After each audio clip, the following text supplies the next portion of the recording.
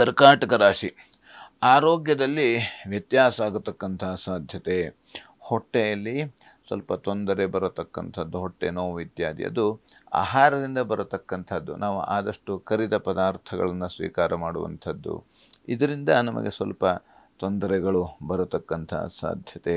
ಹಾಗೆ ಇವತ್ತಿನ ದಿವಸ ಸ್ವಲ್ಪ ಒಡವೆ ಇತ್ಯಾದಿ ಬೆಲೆ ಬಾಳುವಂತಹ ವಸ್ತುಗಳನ್ನು ಖರೀದಿ ಮಾಡುವಂಥ ಸಾಧ್ಯತೆ ಅವಕಾಶ ಇರತಕ್ಕಂಥದ್ದು.